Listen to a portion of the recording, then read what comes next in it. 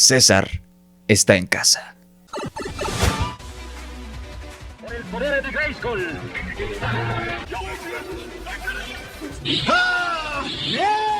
Yo tengo el poder.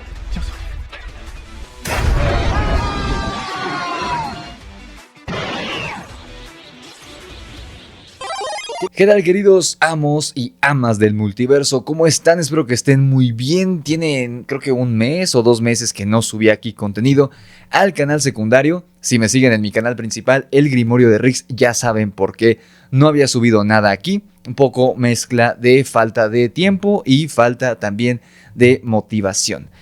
Principalmente porque el canal no ha tenido el alcance que yo quiero. Este canal, Rix y los amos del multiverso. En mi canal principal tengo casi 250,000 suscriptores y aquí no somos ni siquiera 10,000.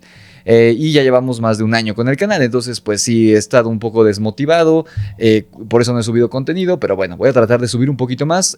Ahorita estoy subiendo solamente en mis tiempos libres, pero vale la pena subir una reseña sobre esta película que en verdad yo esperaba con muchísimas ganas. Desde el principio del año, junto con Wolverine y Deadpool, yo creo que era la película que más esperaba del año. Además de que en 2024 no va a haber tantos estrenos como queríamos, o como los hubo el año pasado por lo menos, y la mayoría de películas del año pasado fueron buenas o al menos disfrutables, hablando de la escena mainstream, pero este año venía una película que no solo prometía mucho, porque era la continuación de una de las mejores trilogías de nuestros tiempos, sino que además prometía ser disfrutable y buena cinematográficamente. No era solo una película más del montón para ir a ver con amigos y platicar y agarrar el celular y comer palomitas y decir tonterías, sino que prometía ser una obra de arte, una joya cinematográfica, como lo fue la trilogía anterior, y ni hablar de la saga histórica a la que pertenece. Y estoy hablando, como saben en el título del video lo dice, el nuevo reino del planeta de los simios. Esta película yo la esperaba muchísimo, soy un súper fanático no solo de la franquicia original, es decir, las de los años 60 y 70, también me gusta incluso la de Tim Burton. De hecho es de las pocas películas de Tim Burton que me gusta, a pesar de que no es una muy buena película El planeta de los simios de Tim Burton. Y la trilogía de César, ni se diga, me encanta esta trilogía. Ahora que estuve en la CCXP hace unas semanas, para mí estuve en las 2 entrevistas, en las 2 conferencias que dieron Wes Ball, el director, y Freya Allan, que hasta ahora solamente habíamos visto, al menos yo solo la había visto en The Witcher, y lo hace fenomenal en El planeta de los simios. De hecho, reviví, gracias a esta película, revivió mi amor por El planeta de los simios. Reviví, gracias a que están en Disney Plus, reviví la película de Tim Burton, la trilogía de César y las 2 primeras originales, que son las canon. A partir del Planeta de los Simios 3 de la saga original, esas ya no son canon, son como que de un universo alterno, pero al menos hasta ahorita las películas canon, la línea oficial del tiempo, son El Planeta de los Simios 1 y 2, donde sale Charlton Heston. Bueno, en la 2 casi no sale, pero sí sale. Las 3 de César y El Reino del Planeta de los Simios. La de Tim Burton y a partir del Planeta de los Simios 3 de la saga de los 70 son de un universo, de hecho son de 2 universos alternos. Pero me encantó esta película. De hecho quería subir la reseña un poco antes, pero tuve un pequeño accidente, entonces no la pude grabar la reseña. Espero que estén viendo esto el miércoles o jueves, unos días después de que se estrenó El Nuevo Reino del Planeta de los Simios, así que obviamente esta reseña va a tener spoilers. Primero que nada, quisiera hablar de la línea narrativa que maneja, porque sí se diferencia mucho de la trilogía de César. No deja de ser seria, no deja de ser oscura, no deja de ser una película adulta. Uno al ver a los changos parlantes podría estúpidamente pensar que es una película para niños, pero si ustedes han visto la trilogía de César e incluso, es decir, donde sale Andy Serkis, e incluso si han visto la original, no son películas para niños. Un pobre tarado que estaba sentado atrás de mí porque fui a verla 2 veces, el segundo día que la fui a ver era un güey treintón, cuarentón, con su esposa y su hija. Su niña no tenía más de 5 años. Y yo escuché cuando compraron los boletos, porque llegamos juntos al cine, y compró, le dijo el papá a la niña, ay, vamos a ver la de los changos que se pelean. Y la niña como que se emocionó, o sea, como que sí dijo, pues ha de ser como Sing, tiene changos y se pelean, ha de ser como Sing, ha de ser alguna de esas babosadas que sacan para niños. Y la niña no aguantó ni el primer acto. Literalmente, después de que atacan la aldea de Noah, la niña algo le dijo al papá porque estaban sentados justo atrás de mí para mi mala suerte, con eso que me encantan los niños y los adoro. Se sentaron justo atrás de mí los papás con la niña y no entendí qué le dijo, pero escuché su voz, le dijo algo al papá en cuanto atacan la aldea de Noah y la familia, afortunadamente para mí, se salieron del cine. O sea, no es una película para niños, a pesar de que ya está pues de la mano de Disney, pero finalmente viene bajo la rama, cubierto bajo el ala de 20th Century Fox Studios, que era 20th Century Fox, ¿no? Entonces, no es una película para niños, sigue siendo oscura, sigue siendo cruda, sigue siendo adulta, como lo fue la trilogía de Caesar, a pesar de que corre bajo otra línea narrativa muy distinta. Y es lo que me gustó de esta película, se siente parte del mismo universo, sí se siente continuación de El planeta de los simios con Andy Serkis, de esta última trilogía, pero es muy distinto, y ahora van a entender por qué. En varias entrevistas e incluso en la conferencia que dio Wes Ball al lado de Freya Allan, en la que yo fui en la CCXP hace unas semanas, dijo que El nuevo reino del planeta de los simios, era una película al estilo de Star Wars, específicamente similar al episodio 4 de Una Nueva Esperanza, porque esta película, la de Star Wars, Una Nueva Esperanza, la que fue la primera película de la Guerra de las Galaxias en su momento, hace casi 50 años, de hecho hace más de 50 años, hace casi 60 años, esta película corre bajo un formato que se conoce como El héroe de las mil caras, que es un libro desarrollado, escrito por un sociólogo de nombre Joseph Campbell, que todos los que estudiamos cine, guionismo, incluso psicología, nos hicieron leer en la universidad. El héroe de las mil caras. Este libro del héroe de las mil caras, grosso modo, es una tesis de cómo el ser humano está como adaptado, como que ya estamos programados, por así decirlo, para contar la misma historia. Todos los pueblos antiguos, llámese Sumeria, llámese los aztecas, los mayas, los pueblos del norte de Europa, etcétera, de donde tú me digas, el lugar del mundo y momento histórico que pertenezca, incluso la Biblia, todos cuentan la misma historia, el camino del héroe, el viaje de un héroe que tiene que salir de su mundo ordinario, atravesar un umbral que es su primera prueba, llegar a un nuevo mundo en busca de algo para mejorar su vida o la vida de los que lo rodean, atravesar un clímax y llegar a la conclusión, es decir, solucionar, cumplir su misión, solucionar el problema que se le presentó en el primer acto. No es como tal un formato de 3 actos, porque el camino del héroe es un poco más extenso y un poco más complejo, además de que cuenta, narrativamente hablando, con algunos elementos más específicos del camino del héroe o del héroe de las mil caras. Por ejemplo, la historia de Caesar, que vemos en su trilogía, que quiero hablar de ella, porque la revisité varias veces en estos meses, no es el camino del héroe. Sí todas las historias que ustedes vean en el cine, en televisión, en una serie animada, en una serie, en una obra de teatro, todas siguen el mismo concepto de los 3 actos.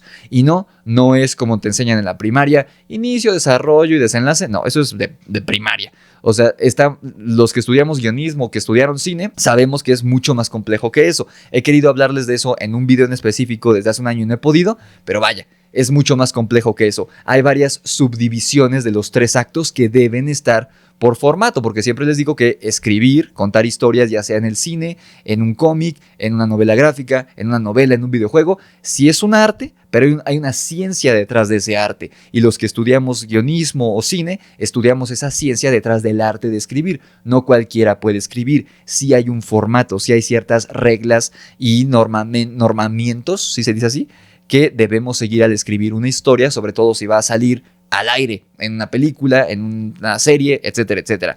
Entonces, las películas de Caesar sí corren bajo esta línea narrativa de 3 actos, pero no es el camino del héroe, no es esa historia más clásica que es tan antigua como el ser humano, el camino del héroe, pero en los años 70, como Estados Unidos estaba en un ambiente como muy oscuro, muy negativo por la guerra de Vietnam y otros sucesos que estaban ocurriendo en Estados Unidos, que es donde se hacía la mayor parte del cine, el cine de Hollywood y todo esto, que era el cine que se vendía en todo el mundo. Las películas de los años 60 y 70 son muy oscuras, son muy pesimistas, como El Padrino, Harry el Sucio, la mayoría de incluso Rocky.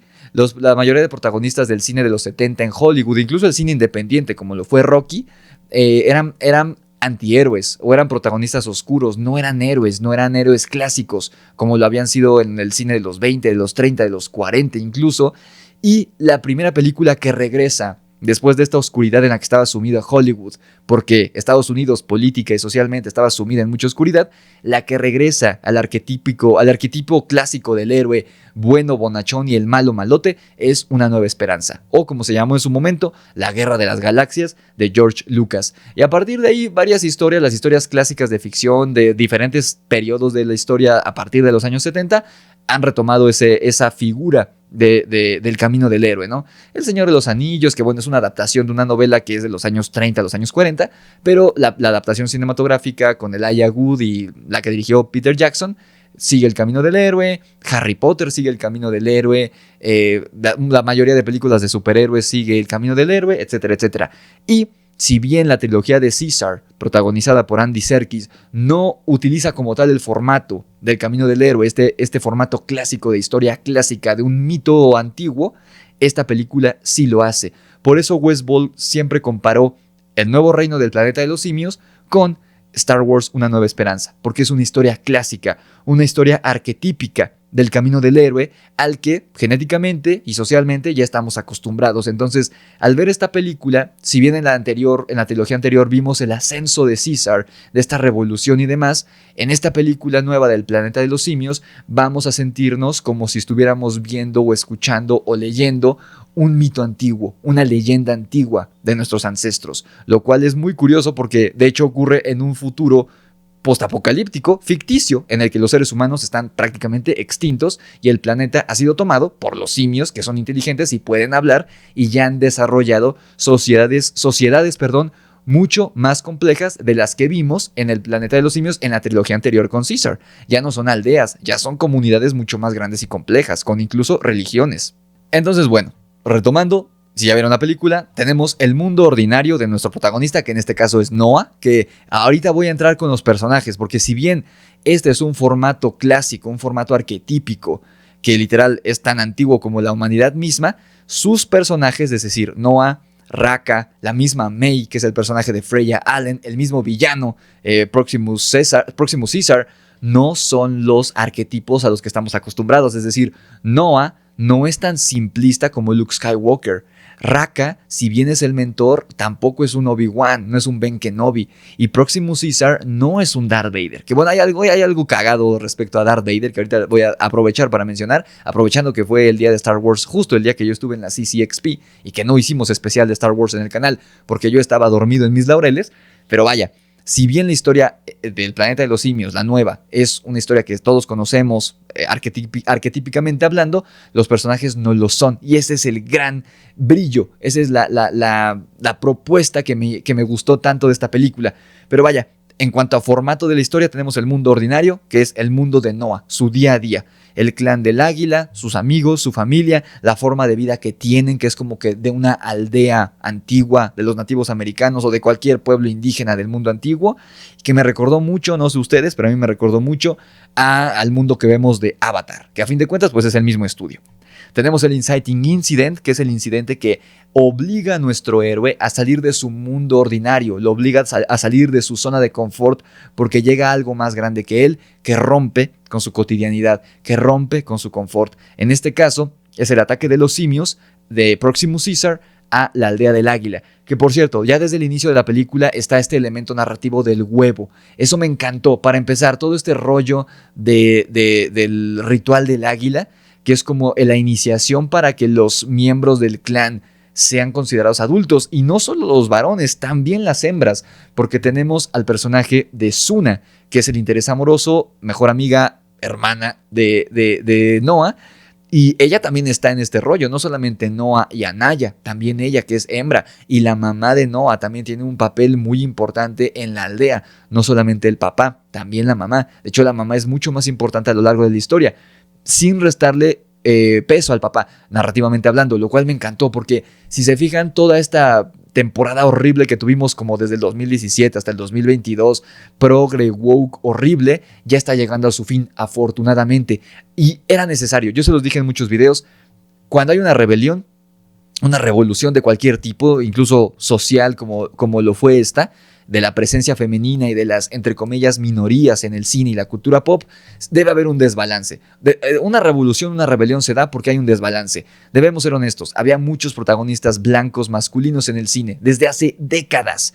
Entonces era un desbalance, debía haber un desbalance que equilibrara ese desbalance. Por eso hubo tantos personajes, tantas historias woke, tantas historias y películas, series, caricaturas que no funcionaron porque metían la llamada inclusión forzada.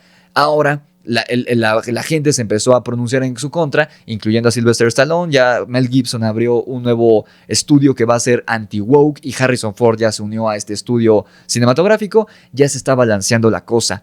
En esta película hay mucho equilibrio en cuanto a eso. No va a haber inclusión forzada, no hay elementos woke. Tanto varones como mujeres, hablando de los personajes, brillan todos por igual. Eso me encantó. Pero volviendo al elemento narrativo del huevo, me fascina. El elemento del huevo y el elemento del águila. El hecho de que lo que era la vida cotidiana, lo que era el sueño, lo que seguía en la lista de cosas por hacer en la vida de Noah, de este primate, este simio, que tiene una vida común y corriente y que es feliz en ella junto con sus congéneres, y encuentra a May, a esta humana en su aldea, y ella lo empuja tratando de defenderse y le rompe el huevo. Es la metáfora de sus sueños rotos, de sus planes rotos, porque inmediatamente después de esto llegan los simios de Proximus a atacar la aldea y destruyen absolutamente todo. 24 horas antes, para Noah, Anaya y Suna, lo más importante de sus vidas era obtener su huevo de águila y cuidarlo durante esas horas para que al día siguiente tuvieran su ritual de iniciación. Ritual que nunca llega, porque incluso el que era el maestro de las aves, como lo llamaban, el padre de Noah, muere en este ataque y la aldea entera queda destruida y los sobrevivientes son esclavizados por Proximus Caesar. Me encantó este elemento narrativo que desde ahí ya es un foreshadowing. ¿Se acuerdan que les dije que era un foreshadowing? Una pista no tan clara, no tan específica, un poco ambigua de lo que va a pasar. May es la culpable de que se le rompa el huevo a Noah. May no es una heroína. De hecho, yo creo que va a ser antagonista de la próxima película. Es un personaje en el que no se puede confiar jamás, en ningún momento de la película. Y lo vemos desde ahí, desde el hecho de que ella le rompe el huevo. Ella rompe los sueños y los anhelos de Noah desde que aparece en pantalla. Eso me encantó. Y otro elemento narrativo que me fascinó es después de la muerte del padre de Noah. Vemos cómo Noah, a pesar de que su padre no es la caricatura del papá enojado, regañón, y que vimos en muchas películas de los últimos tiempos, ¿no? Como en la película de Super Mario Bros. El papá de Mario y de Luigi es odioso. Es una caricatura de un papá que sí, o sea, hay papás así en la vida real, pero se vuelve aburrido, se vuelve acartonado. Un papá que no apoya los sueños de su hijo, pero que se vuelve incluso ridículo, que se vuelve ya una necedad del guión para que lo odies. Es un personaje diseñado para que lo odies. Y el papá de Noah no es eso. El papá de Noah es un simio, es muy serio, muy estricto, muy respetado y duro. Lo podemos ver en el personaje, pero no es malo. No tiene nada en contra de Noah. De hecho, está orgulloso de él y se lo hace ver de diferentes maneras. Incluso se lo dice explícitamente. Pero está esta metáfora de lo que realmente, cómo se siente Noah ante su papá. Se siente pequeño, se siente empequeñecido, siente que no puede llenar los zapatos de su padre. Y lo vemos representado en cómo el águila del sol, que es el águila de su papá, es hostil con él, cómo lo pica. Y cómo incluso Anaya dice, es que te odias, el águila de tu papá. Pero después de que muere el papá, después del ataque de los simios de Proximus, vemos cómo inmediatamente después de que Noah ve el cuerpo de su padre, se hace presente el águila del sol y lo empieza a seguir. Y no es hasta que Noah entiende el verdadero mensaje, aprende su verdadera lección sobre lo que le dice Raka y la postura que tenía Caesar, y entiende él que todo lo que sabía estaba mal.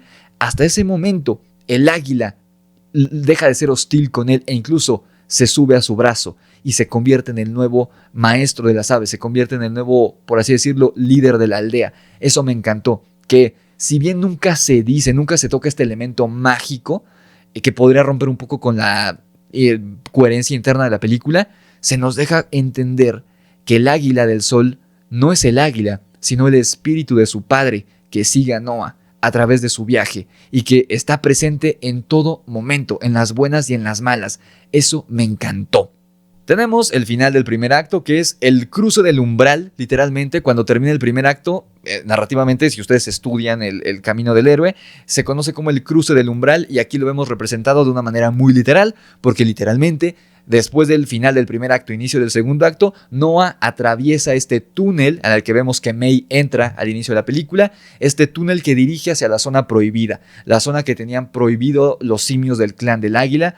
Vemos cómo a bordo de su caballo, a lomos de su caballo, Noah atraviesa el umbral y llega a este nuevo mundo. Porque este puente, este túnel, a que le temían incluso los simios, representaba esta barrera entre lo que ellos conocían en su día a día, en su zona de confort, y lo que hay más allá. Y más allá está la aventura y el peligro, porque al más allá, a la zona prohibida, es a donde Proximus se llevó a los miembros esclavizados del clan del águila que Noah debe salvar, y también ahí viene May, y ahí está Raka también. Todo bueno, malo que representa el nuevo mundo de Noah se encuentra más allá de esa barrera, de ese túnel. Sin embargo, si bien esta es una historia clásica del viaje del héroe, Noah, May y el resto de los personajes no son personajes en blanco y negro como lo son en Star Wars, sino que son personajes que operan en una zona gris, con matices, cosas buenas y malas que tienen todos los personajes, que los vuelve más complejos, incluso que los personajes de la trilogía anterior, que de por sí ya eran bastante complejos. Y esto nos da una trama más emocionante, mucho más emocionante que, por ejemplo, Star Wars, Una Nueva Esperanza, que es el mismo formato y digamos es la misma historia, solo que estos son simios y el otro era gente blanca viviendo en el espacio. Pero Star Wars, al ser una película más vieja, donde la gente puede ser un poco menos exigente y demás, porque no había tanta demanda todavía de cine. No digo que el cine fuera nuevo, pero al menos sí era ese tipo de cine. Star Wars, en su momento, Una Nueva Esperanza, fue innovadora por la tecnología que empleó, los efectos especiales que utilizó.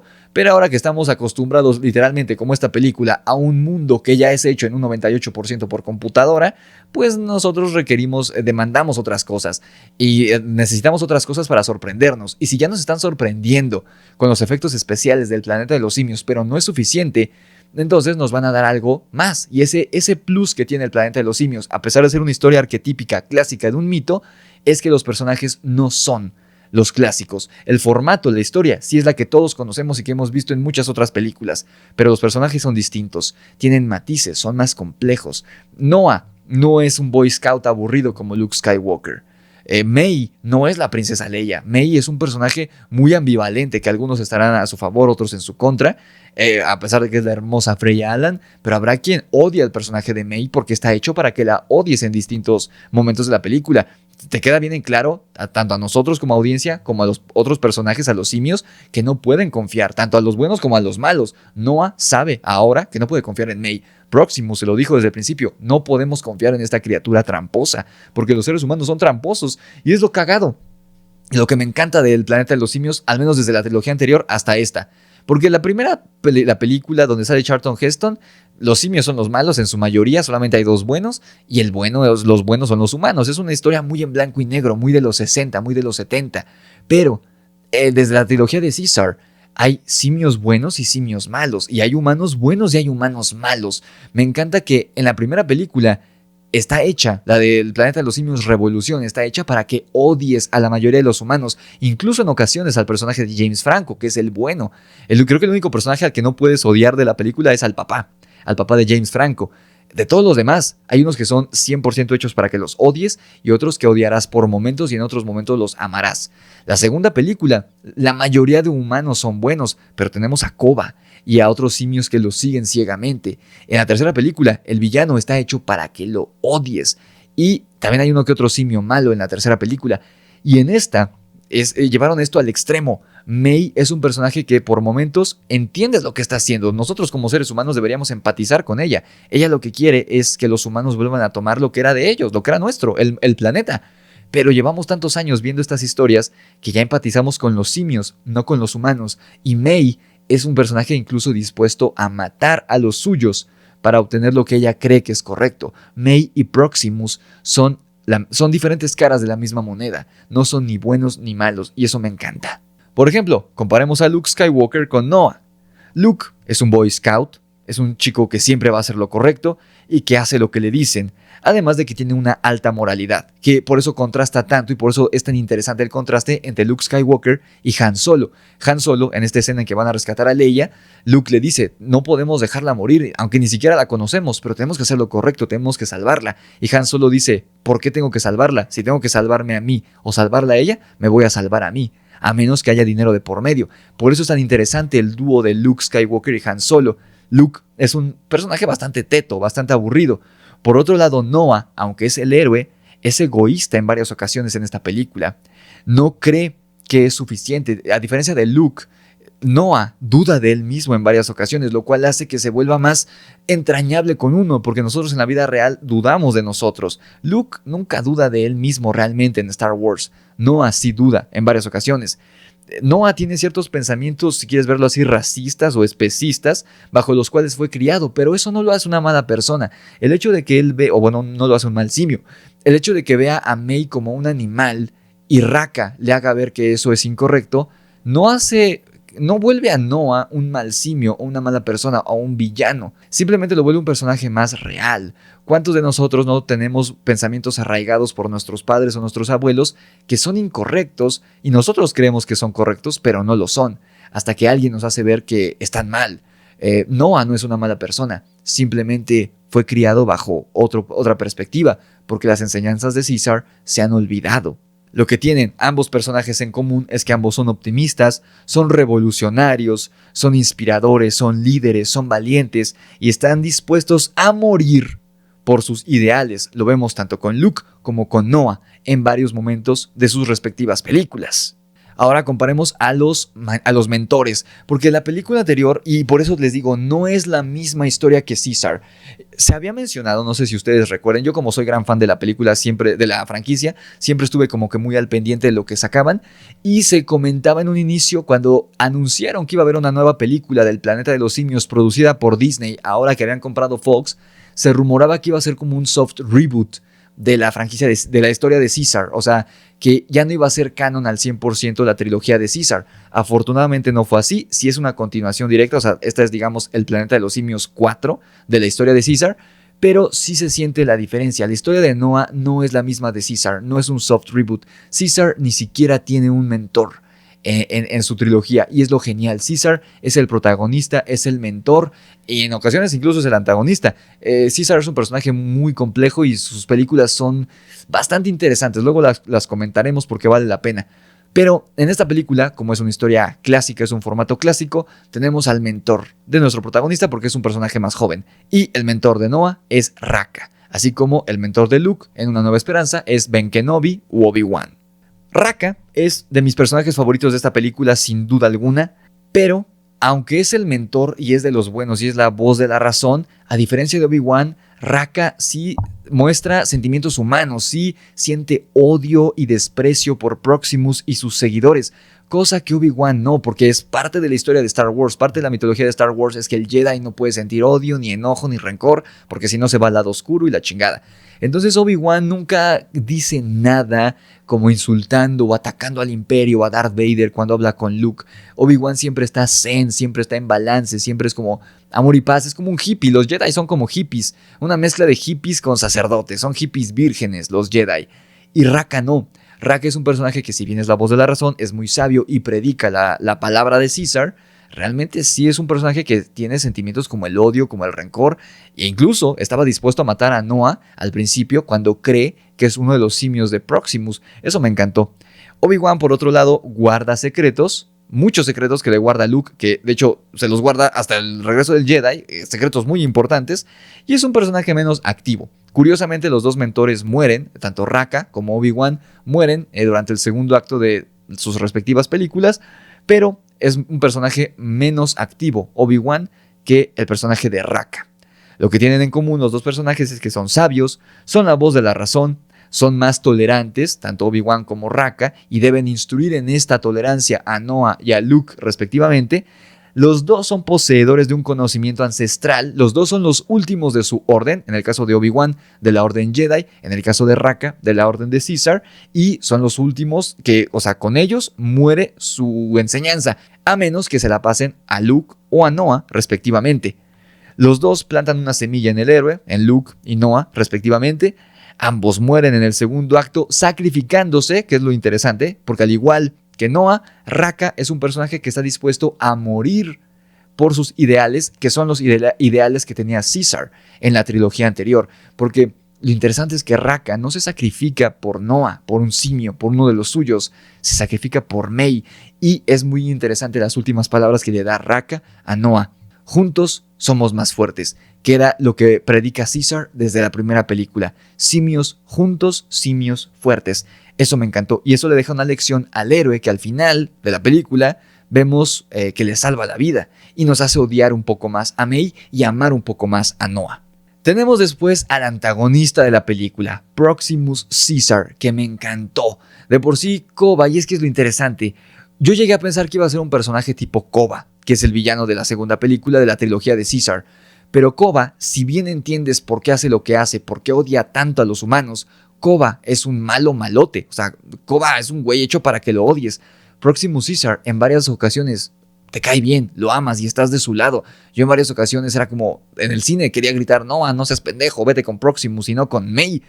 Y realmente, si comparamos esta película con Una Nueva Esperanza, Proximus Caesar es comparable a Moff Tarkin, que es el personaje de Peter Cushing, no a Darth Vader, porque originalmente Darth Vader no era el villano de Star Wars. De hecho, el villano principal de la primera película de Star Wars es Moff Tarkin. Incluso tenemos una toma de él cuando muere, cuando explota la estrella de la muerte. De Darth Vader ni siquiera tenemos toma. O sea, y todos dirán, oye, es que ¿por qué va a salir en la secuela? No, George Lucas no tenía planeado que hubiera secuela de Star Wars. Él no sabía, él estaba pensando, al igual que todos los actores y al igual que el mismo estudio, que iba a fracasar. O sea, Darth Vader no muere en pantalla en Una Nueva Esperanza porque no era importante. Nada más vemos que su nave se va volando, pero nunca explota, porque no era importante para George Lucas. Al público se terminó enamorando de Darth Vader y por eso regresó en el Imperio Contraataca y regresó el Jedi y se hizo un ícono de la cultura popular por fortuna de George Lucas. Imagínense que hubiera metido una escena en la que moría Vader en Una Nueva Esperanza. Afortunadamente no fue así, pero si tuviéramos que comparar a Darth Vader con algún personaje de esta película, sería el gorila, este gigante, este matón del verdadero malo. Ese era Darth Vader en Una Nueva Esperanza, el gorila de esta película. El verdadero villano de Star Wars, de la primera película, de Una Nueva Esperanza, era Moff Tarkin, y con él podemos comparar a Proximus Caesar. Proximus Caesar, les digo, es un mejor villano que Koba y un mejor villano incluso que el personaje de Woody Harrelson en la tercera película.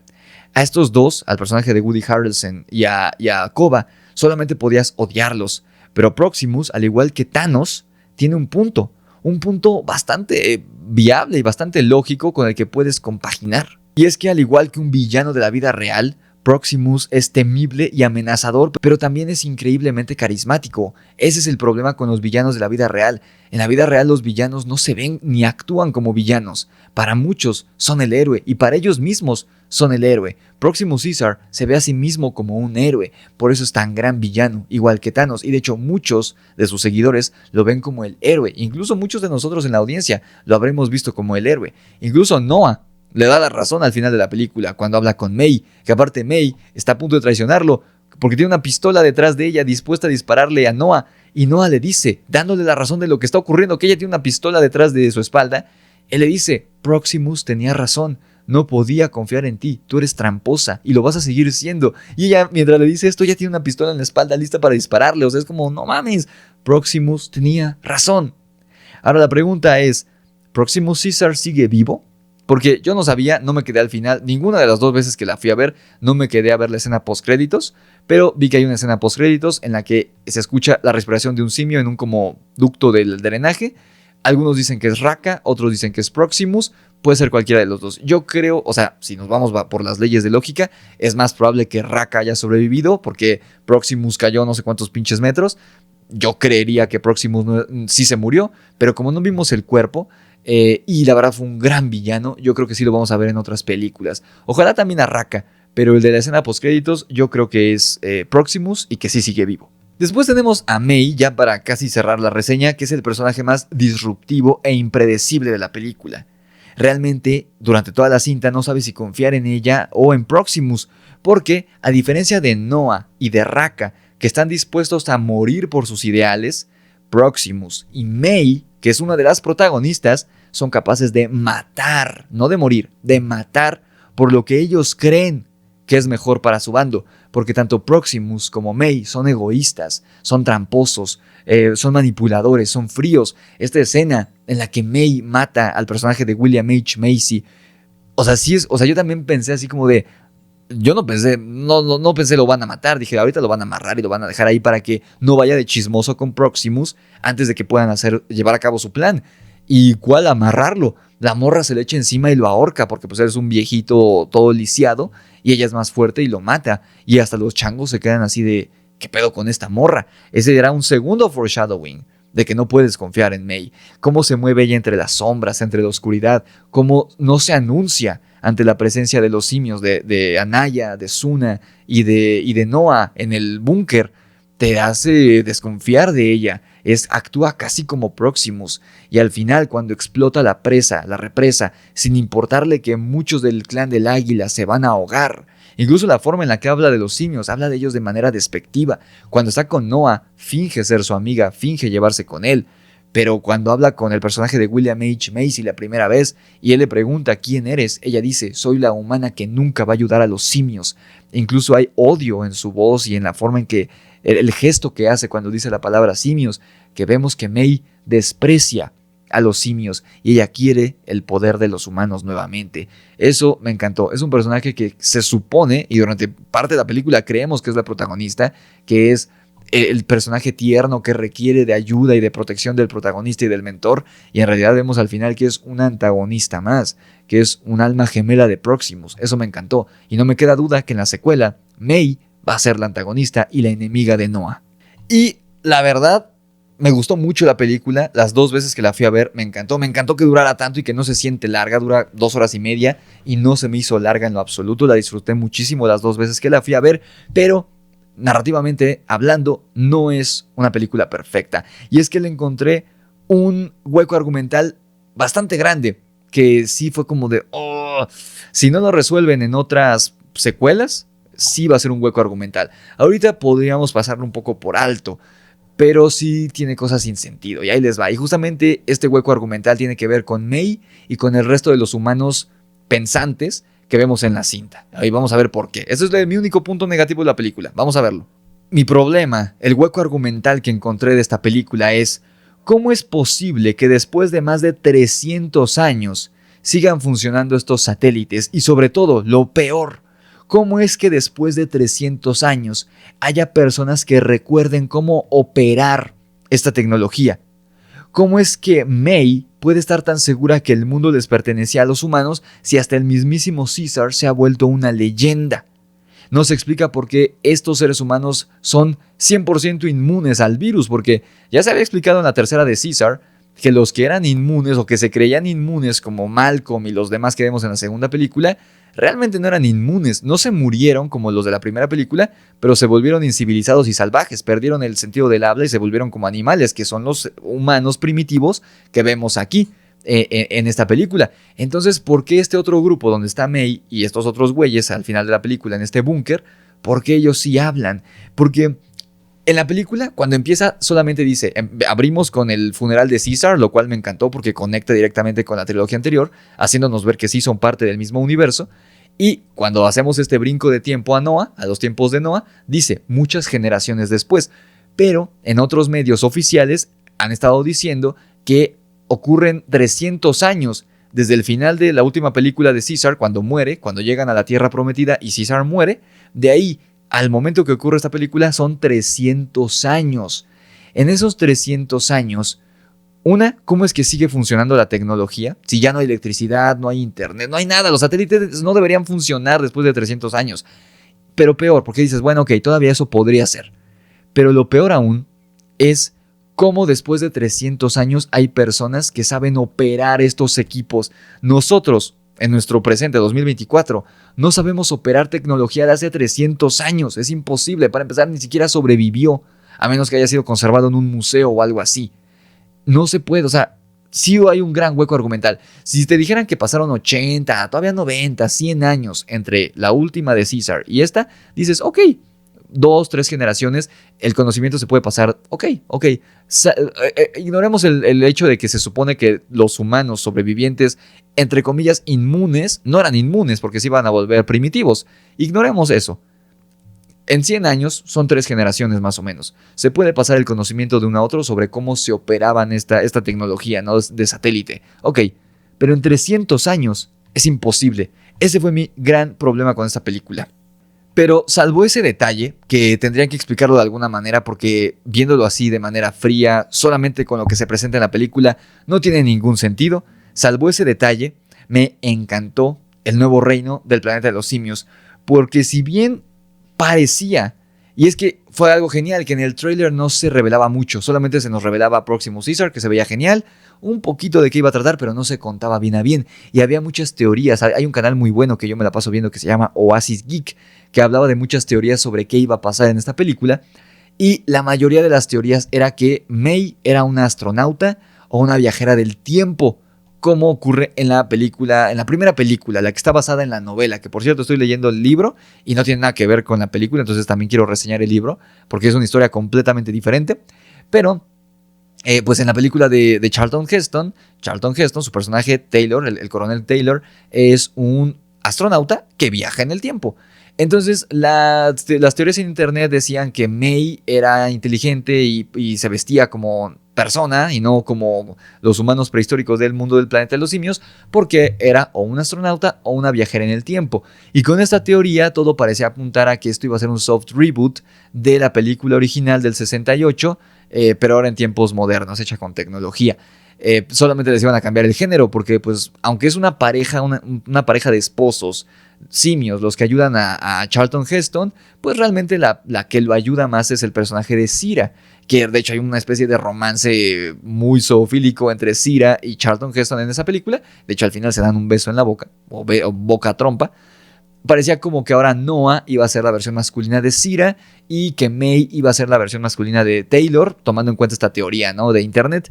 Afortunadamente no fue así, porque en la escena del tráiler que veíamos cómo llegaban los simios de Proximus a cazar a May y estaban los humanos prehistóricos, los humanos primitivos tomando agua y demás, como si fueran animales y los empiezan a cazar, sí era muy similar a la escena que vemos en la primera película cuando atrapan a Taylor. Y entonces yo sí llegué a pensar que este iba a ser un soft reboot de esa película, que la verdad no es mi favorita del planeta de los simios, y estaba un poco preocupado, pero me encantó que estuve equivocado. Sí tiene muchas referencias a la película del 68 con Charlton Heston, pero no es un soft reboot, no se parece para nada. De hecho, por eso podemos ver que sí siguen siendo canon el planeta de los simios 1 y 2, con Charlton Heston, la de los 60 y los 70. Así que eso me gustó, que no fue un soft reboot de la película original. También me gustó que, si bien se sigue sintiendo parte de la trilogía de Caesar por los efectos, porque se mencionan, porque la película abre con un homenaje a Andy Serkis y a Caesar, con esta escena del funeral donde vemos a los personajes, no solo vemos a Caesar, vemos a Maurice, vemos a Rocket, vemos a Cornelius, aunque no sabemos qué fue de ellos. Espero que se cuenten otras películas, cómo es que surge la orden de Caesar, todo este rollo de Raka y es que es el último con el conocimiento de Caesar y demás. Espero que se aborden nuevas películas, pero me gustó esa conexión que, si bien no es la misma historia, no es un reboot, o sea, no hay como que tantos paralelismos entre Caesar y Noah, me gustó que sí se siente parte del mismo universo y que te dejan bien en claro que sí es canon la trilogía de Caesar. Porque muchos pudieron haber llegado a pensar así de, no, pues es que Caesar, Noah es un nuevo Caesar. Y como este próximo Caesar es un bonobo, próximo Caesar es lo mismo que Koba, y como es un orangután, Raka es lo mismo que Maurice. Y no es así. De hecho, Maurice en la trilogía de Caesar es su amigo, la voz de la razón, pero no es el mentor de Caesar. Caesar es el mentor de todos y además es el héroe. Está genial eso, esa dinámica muy particular. Aquí Raka no es Maurice. Noah, a pesar de que la historia de Caesar empieza con un Caesar joven de la edad de Noah, o sea, Caesar empieza tiene 5 años en la primera película, o sea, es un cachorro, es un joven, un adolescente. En la segunda ya lo vemos un poco más maduro y en la tercera ya hasta tiene barba, tiene canas en la barba, ¿no? El Caesar. Pero vaya, aunque vemos en la primera película a un Caesar muy joven, Caesar no es el mismo personaje que Noah, no tienen la misma personalidad, su destino no es el mismo, la forma en que los trata el mundo y la forma en que ellos tratan al mundo no es el mismo. Caesar tiene un lado oscuro, él era el revolucionario, él sí tenía un lado oscuro, estaba dispuesto a hacer lo que fuera. Y Noah no tanto, Noah es un personaje un poco más bonachón, un poco más inocente, un poco más puro. Caesar no era tan así, Caesar era un poco más cabrón. Raka y Maurice, si bien son orangutanes, son sabios, son un poco más viejos que Noah y Caesar, respectivamente, no son el mismo personaje. Y Koba y Próximo Caesar tampoco son el mismo personaje. Sí, los dos son bonobos, sí, los dos odian a los humanos, pero por cosas diferentes y su forma de actuar es completamente distinta. Eso me gustó, que sí se siente parte de, sí tiene paralelismos, sí hace referencia a la trilogía de Caesar, pero es algo completamente diferente. Incluso el mundo es completamente diferente. La trilogía de Caesar, el entorno de la primera película es la ciudad, algo con lo que nos podemos familiarizar. La ciudad de San Francisco en el año 2011. La segunda es en un bosque lluvioso, nublado, una paleta de colores muy apagada, muy gris, muy triste. Siempre está lloviendo, siempre está nublado, todo está húmedo, muy oscuro, muy lúgubre, muy tétrico. Y la tercera, tenemos escenarios de nieve y cerramos con un escenario de desierto. Aquí es por completo un mundo mitológico. Es un bosque como muy fantástico. O sea, muy parecido, pero al mismo tiempo muy diferente a la trilogía de Caesar. Y eso lo aplaudo mucho. También lo que más me gustó, yo creo, es que al igual que el Monsterverse, que quiero hacer un video del Monsterverse porque aunque va para arriba en cuestión de número, de dinero, la verdad el Monsterverse ha decaído mucho. O sea, hace 10 años salió la primera de Godzilla del Monsterverse actual, dirigida por Gareth Edwards, que es una gran película, pero en cuanto a dinero no le fue tan bien como a Godzilla y Kong, que es una porquería de película, pero la gente lo está disfrutando porque pues tiene lo que querían ver, cosa que no tenía el Godzilla de Gareth Edwards. El Godzilla de Gareth Edwards, casi no vimos a Godzilla, era una historia de los humanos con Godzilla de fondo. La de Godzilla y Kong es una película tonta de un chango peleándose con una lagartija de 2 metros, o sea, no de 2 no, como de 50 metros, no sé cuánto midan. Pero es lo que la gente quiere ver, una historia tonta de un chango peleándose con Godzilla, nada más. No quieren ver una buena historia como la de Gareth Edwards, quieren ver una historia, es más, no una historia, un pretexto para ver pelearse un chango y una lagartija, basura de película, pero es lo que la gente quiere ver. Aquí no es lo mismo, porque esta no es una basura de película, es una gran película, El planeta de los simios, pero eliminan el elemento que la volvía tediosa, sobre todo en la primera película, que es los humanos. Conforme van avanzando la trilogía de Caesar, va viendo menos personajes humanos y menos momentos con esos personajes. Pero la verdad a mí siempre me parecieron tediosas las escenas con los humanos, sobre todo en la segunda película. Toda esta historia de Malcolm con la morra esta que le gusta y los hijos.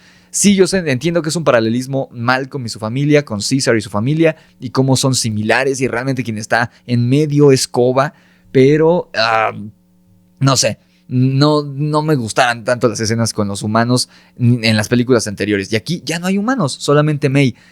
Puramente vemos a los simios enfrentarse, eso me gustó mucho.